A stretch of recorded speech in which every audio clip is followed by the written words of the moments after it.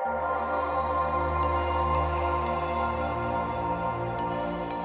day, everyone. Right now, I'm going to be attempting my PR of pull-ups, 10 consecutive. Planet Fitness earlier this year, and my pull-ups sucked. I could barely even do one. And I'm like, you know what? That's a problem. That's a big fat problem for somebody who calls himself a professional athlete playing disc golf and just in general likes to identify with a healthy lifestyle. One pull-up wasn't gonna fly. So I had the goal of getting to 10, pushing beyond. And back home in Colorado, they started something called 100 Sundays, where they meet up at the park, Evan G. Fine, and a group of guys just knock out 100 pull-ups. And I want to be able to join them. I feel like the first prerequisite to doing so is 10. You gotta start somewhere. So we're gonna try right now. I'm gonna hope this pull-up bar doesn't capsize. Make sure it's locked in. Get a nice hang for a sec, and then we go. 1, 2, 3, 4, 5, 6, 7, 8. Oh, I gotta do it. 9.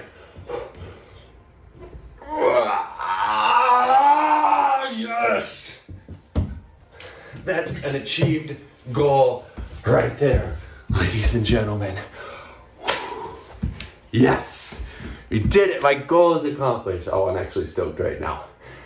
Today is going to be a Q&A here from the Airbnb, just because I'm getting kind of burnt out on these vlogs. I have 3 total more videos to make. So, without further ado, let's jump into some questions. Yeah! All right, we're out here in the screened-in lanai, as they called it. And I put a new shirt on to look a little bit more presentable for you guys. And I have Discord loaded up. We're gonna answer a bunch of the questions. All right, first question comes from Speedbump128. Drills and how-to with on throwing the elbow and not the arm for forehand, and how to increase spin. I think I'll interpret that right. Honestly, I'm so bad at giving form tips. Like, I can give pretty broad spectrum tips.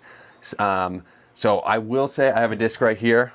You really just want to think about having your wrist lag behind your elbow, because with the forehand, you kind of want a whipping action. And if you can just really drill, keeping your elbow out in front and then lagging your wrist behind, that's a really good cue. And to increase spin, honestly, it's all about the pop in the wrist. So I'd say a little drill or exercise you could do is just like that. Maybe have 10 discs and go out to the field and just throw them 10 feet. Just think about getting that pop off the wrist. And lastly, maybe this will kind of make you guys think about technique a little bit different way. Everybody's different and everybody has potential inhibitions in their throw. So for me, I can get my elbow out in front of my wrist and hand pretty easily because I've been doing it so long, and or I don't have, I don't know what I'm talking about when I'm saying this. I have an inclination that, my tricep might not be tight, my lat might not be tight, my serratus is protracting forward. So think about those little things and think about that when you're creating a new throw or going out to do drills, because if you don't have good movement, or if you can't protract your arm forward or retract, if you don't have that range of motion, you're kind of setting yourself up for a hard road ahead of you to try to force a joint or force your body to get in a position that it doesn't really want to be in. So you might have to think about working with a trainer who knows the body really well, showing them your throw, and they will help you kind of reassemble your body and help the joints and muscles move a lot more fluidly, and that's when you're going to be able to make effective progress for whatever type of throw you're going to try to drill and practice. Next question is from NRelford98. If you could pick one other sport to be a professional in, what would it be? Assume you have the skills automatically. Oh man, I think I don't play this sport. I've played it like 2 or 3 times. I think golf would be really cool. Just watching Full Swing and seeing the lifestyle that those guys have, I thought it was so funny. I forget his name, but he was a British golfer. Was like so mad. He like didn't have a good round, and he like storms off like, well, I gotta go home now, man. And he jumps on his private jet and just flies from the U.S. to the U.K. And I was like, that doesn't seem so bad. Probably golf. Other sports don't really interest me all that much. Actually, you know what? I'm gonna say surfing. I've never surfed before, but I think the feeling you get from surfing a big wave, I don't think a lot of people get to experience that, and I think it would be tremendous to feel the feeling that those guys do. Disc Wizard dies. When you find yourself in the midst of a poor round or nerves, how do you pull yourself out of that mindset? What do you focus on? I'd say it's changed over the course of my disc golf career. I've acquired better tools to pull myself out of the depths of despair. And I would say the biggest thing is I still fall into them just as much, if not more, than I ever have. But I just realize that it's not so bad. Like, just put perspective on everything. So the amount of time I am in my slumber, my pits of despair, is a lot shorter. Like, a bad round, it sucks. I hate it and I feel terrible afterwards. But I used to kind of dwell on it, and now I feel like, it might bother me for a half hour, an hour after the round, but then I'm back to being myself again, because I have a lot of blessings in my life. I have an amazing person, Ratana, an amazing wife, and amazing dad, and so many things I should be grateful for. And I think focusing on those things when things aren't going your way is the fastest way to pull yourself out of a state of mind that you don't necessarily want to be in. This is the age-old question: what would you be doing if you weren't doing disc golf? And I'll never know that. I really like health. Maybe I would have gone to school and became like a nutritionist, or someone who does some sort of like physical therapy. I don't know. I'm intrigued by that type of thing. A health coach, if you will. Honestly, like, I don't do any of it right now, but I really enjoy being outside and the notion of growing fruits and vegetables and farming. And I really like having a connection to what I eat. So maybe a farmer. Broadly speaking, the funny answer to that question: if I wasn't playing disc golf, I'd be sleeping on the streets. All right. Cameron asks, if you could be reborn in a different time period in any culture, area of the world, when and where would it be and why? You retain your current knowledge / experience. Ratana is there too. So I'm under the notion that we actually live in probably one of the best times ever to be alive. So I honestly wouldn't really trade my current time period for anything. But for the sake of the question, I would say, God, this is going to be such a funny answer. I'm going to go 90s in Japan. There you go. I think watching some like old 90s anime and being a part of the culture over there will be so fun. Okay, Cameron asks again, over the last 5 to 7 years, can you share with us a lesson you've learned that A, changed how you make decisions about / for yourself and where your life is going. B, catalyzed a major perspective shift and changed what you see as truly important to you and why. Heavy hitter questions. So I'm going to answer both A and B. I would say just recently, since I'm now married, it's not about me anymore. It's about we, Ratana and I. So thinking about what sets us up, and honestly, like over the past, since we've been dating, but when she moved out to Colorado about 2 years into our relationship, it's kind of been that same notion. I love Ratana with all my heart, and it's about what we want to do. So I used to just kind of strictly care more about myself, but now with another person who travels with me, I want them to be happy.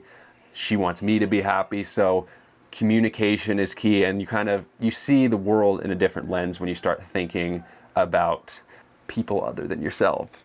And B, catalyzed a major perspective shift and changed what you see as truly important to you and why. I'd say it piggybacks on the first part of this question, but there's so many things that I could say, but I'd say just getting injured, and when, for example, like I had a pretty good go at it for a while. I'm just like very fortunate, from 2018 to 2021, even 2022, 2023, of like just absolutely killing it professionally. I set myself up in a lot of great ways.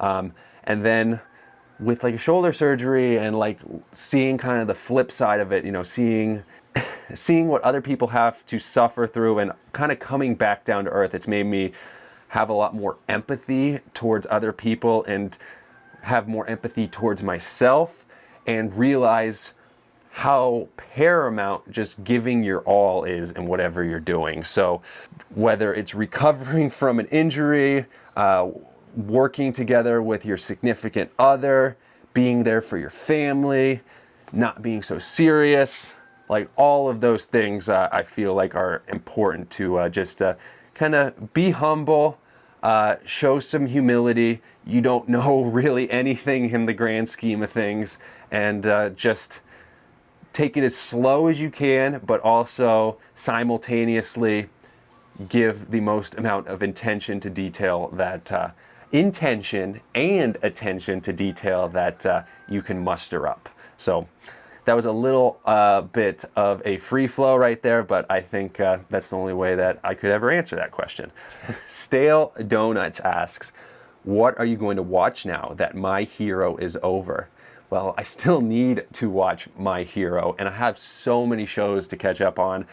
Right now, I'm trudging through the whole series of Haikyuu, which is a volleyball anime, which is actually really great.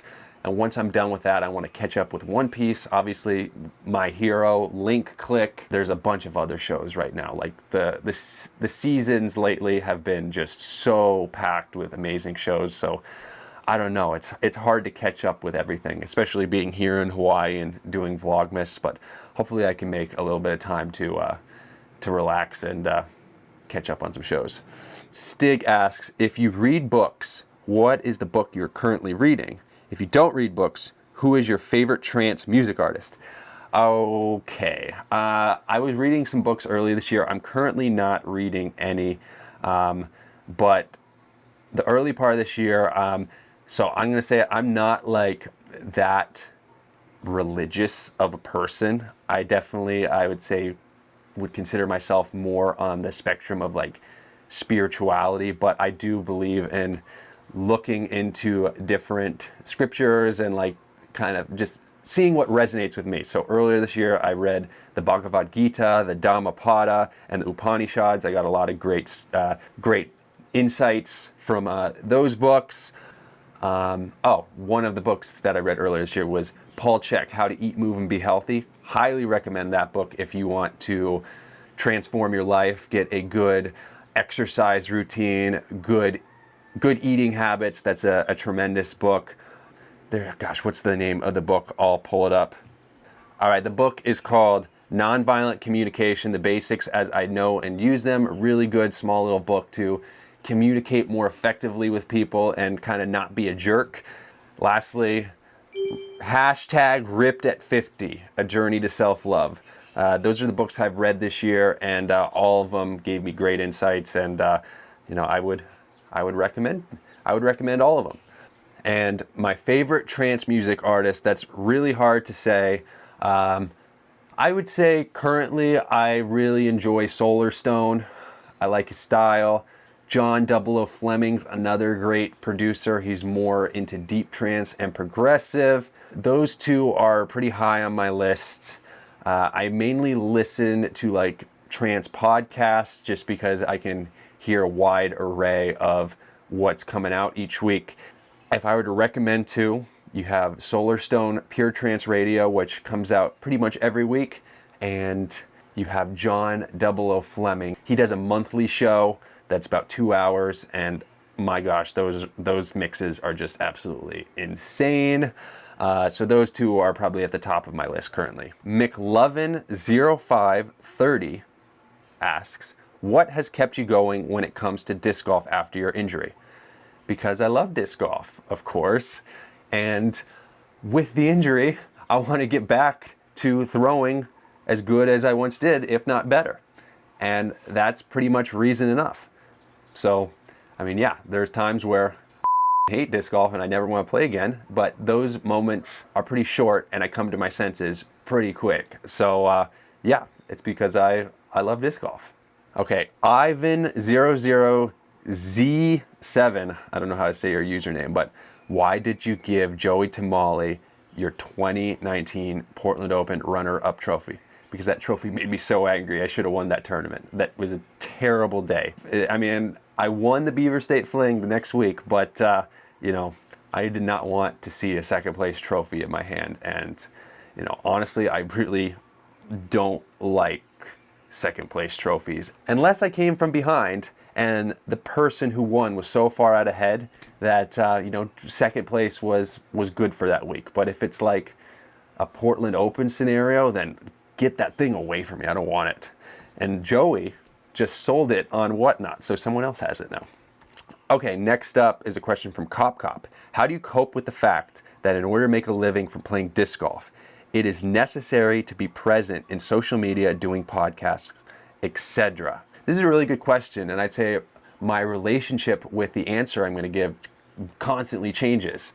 But generally speaking, I see it as an opportunity to, one, make a living playing disc golf, which is absolutely crazy to say because so many people in the world don't have that luxury. And that's the number one thing when I am questioning what I do. Just going back to Eagle before he played disc golf professionally and was thinking about what are you going to do with your life, that you'd be pretty successful playing disc golf. That's insane. So usually that cools my jets pretty effectively once I revisit that perspective. And it's all about perspective and the way you shape it. Like you could say like, oh, I gotta put myself out on social media. I gotta have all these people scrutinize me. And I've fallen victim to that at certain times. And I'm sure I will again. But right now, like reading Discord, it's me interacting with a bunch of really great people. I'd say 95% of the people out there are absolutely incredible and mean well. And then the 5% are just people who are great people that are just a little bit misguided, and they just need some good things to happen to them and a little perspective shift, if you will. So like I see it as an opportunity to hopefully make myself a better person. In the process of doing so, hopefully rub off on some other people. And obviously the fact that I get to make money doing it is all bonus. And I said it in a past vlog, and I'm going to say it again. I'm grateful, and I'm freaking blessed. I'm super lucky to be in the position that I am. Krause is wondering, if I could steal another pro's putting form, who would it be? I kind of like my putting form, but I would say I kind of like Ezra Robinson's form because of how spinny it is, and he's a great putter. He gives bids from long distance. Gannon's very effective, but I would say like our putting forms are somewhat similar. So I think the top of my list might be Ezra Robinson because it almost feels like headwind doesn't really affect him pretty much at all. Okay, Big Boy Blake Beats asks, if that custard apple gave you a devil fruit ability, he's referring to a Rolenia, would it be most similar to A, Katakuri, Mochi Mochi fruit, B, Ace, Flame Flame fruit, C, Luffy, Gum Gum fruit, Imagine the Drives? Honestly, that fruit is probably more like the Mochi Mochi fruit for how custardy it is. So I'm guessing going to be like Katakuri after you eat that Rolenia. Apt Gene 0719 asks, have you ever considered visiting Malaysia in the off season? We have a steadily growing scene here and would be so cool to have you swing by someday. I have not considered it, but I have considered Thailand, the Philippines, so potentially in the future making a trip and going to all of those places would be tremendous. I'd love to visit Southeast Asia one day. I'm sure the fruit is incredible down there, so I'll put it on the list. Def Viking asks, will we ever see a Crush Peppers podcast on YouTube, whether in the form of audio only or a video recorded, one similar to the one you did with Daniel? Also, quick MO to share appreciation for an awesome and chill server extends to you guys as well. Why, thank you. Yeah, I need to talk with boys about getting the podcast over onto YouTube. Simon has explicitly stated that he doesn't want to really do a video podcast, so I don't think that is in the cards, but I know that there are some YouTube-only fellas out there, and we definitely want to cater to you guys, so I gotta talk with the crew, and hopefully we can make it happen in the future. And, of course, I am glad to have this server. It's grown tremendously since the start of Vlogmas, and I encourage you, yes you, the person who hasn't joined yet, to come and join the Nest Discord server. The link is in description. I think you're gonna be surprised. It's been great. Next up, Billy the Squid. Does a photon act like a wave for you? Can you bomb a couple for us lower arm speed guys? I would love to see it on a full flight. It really depends on the photon. Some photons can fly like waves, and some photons can fly like thrills. It's kind of a wide spectrum. If you get like a fission photon, they're definitely going to be a lot straighter, more adjacent to a wave. I've had some other photons that are incredibly overstable, just like a thrill, or even like a flare, if you will. So it kind of depends.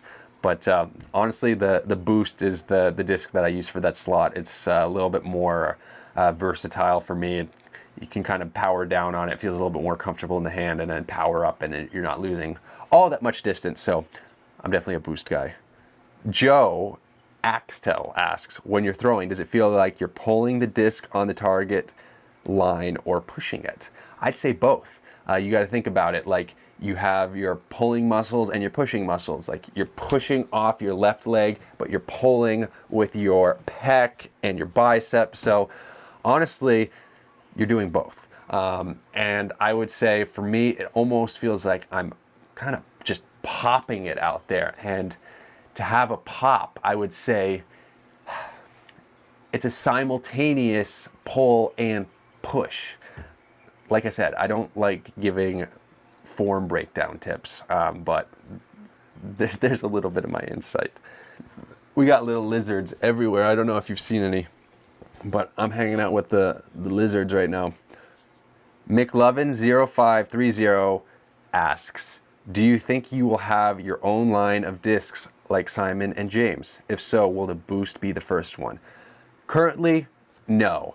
Am I going to focus more on Streamline? Yes. I really like the accessibility for Streamline just because for you guys, the price point is way lower than pretty much anything in the industry, and I like the idea of my fans, if they want to support me, having the lowest barrier of entry possible. So in that regard, I want to focus my sights on streamline discs, whether it be the Boost, potentially some other molds that I'm going to keep under wraps right now.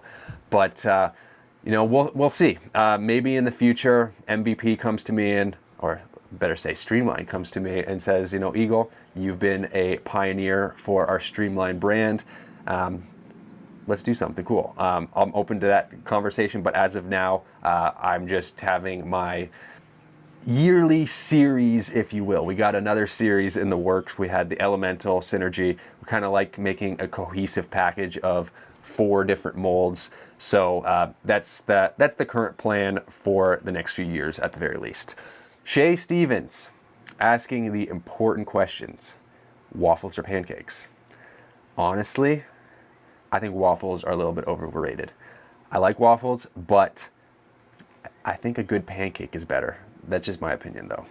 Any hobbies that you used to be into that you don't really do anymore could be either ones you want to pick back up at some point or have made peace with no longer doing. So doing those pull-ups, if you noticed, I had a shirt on that said Boulder Movement Collective. Now it's called APECO.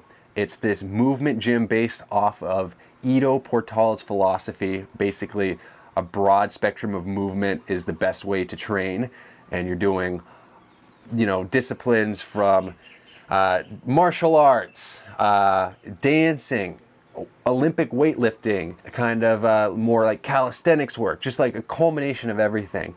The gym is absolutely incredible, and I haven't been able to train because I'm slightly worried about injury because they do a lot of like handstands and whatnot, so I don't want to get injured doing something like that. I've thought about going back to train with them. It's been really close. I think they've opened up some more classes that aren't as intensive, that would be better for my situation.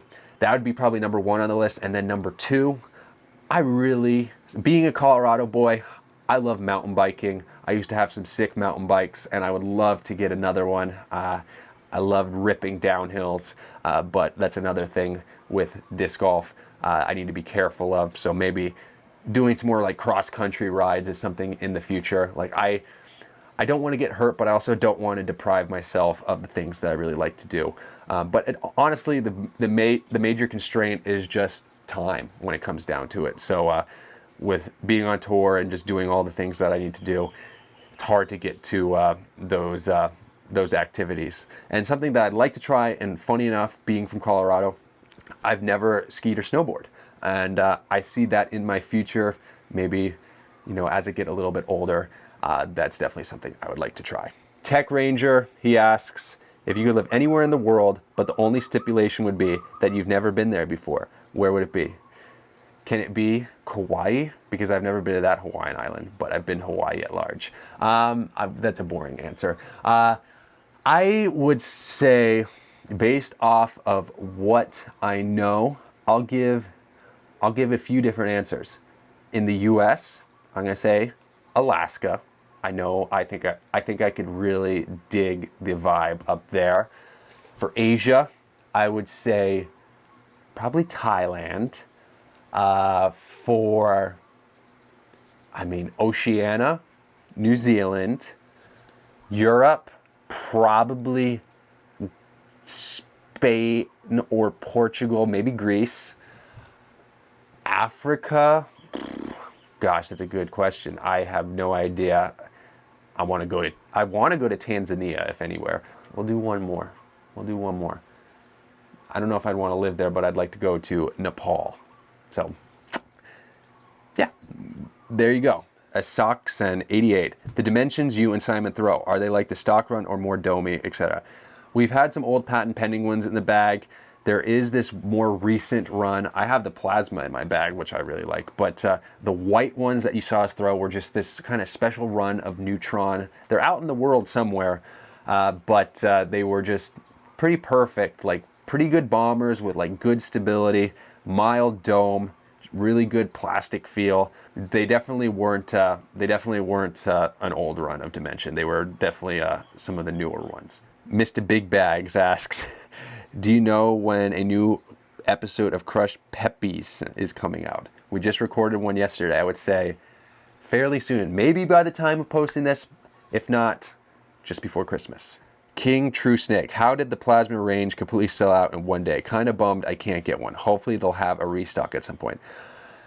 Yeah, thank you guys for buying them. I am very, very much honored that you picked some up, and they came out really great, really cool stamp, right on par with what a range is, super straight, and I don't know about a restock. I could be surprised, so hopefully there's a little something, but I can't promise anything. But thank you guys for picking them up. I'm honored. Well, everyone, I worked through all the questions over on Discord. Again, I'll encourage you, if you haven't joined, to come on over and join the party. It's a lot of fun, and maybe I'll do more of these in the future. I'm always answering questions over there. It is the best way to ask me questions because there's phases where I don't really read YouTube comments. On Instagram and Facebook, I have my DMs disabled because it got too crazy. I was getting too much spam and it was kind of getting a little bit invasive for me. And with Discord, it's the best way for me to have a community, talk to you guys. You can DM me over there and I'm very likely to respond. Just give me a little bit of time. And yeah, it's the best place if you're a fan and want to hang out. So with that being said, thanks for tuning in. Thanks for watching this series of Vlogmas. We have 2 more videos after this, one on the main channel and one more on this channel. Thank you so much, and until next time, keep on dreaming, be unlimited. Peace!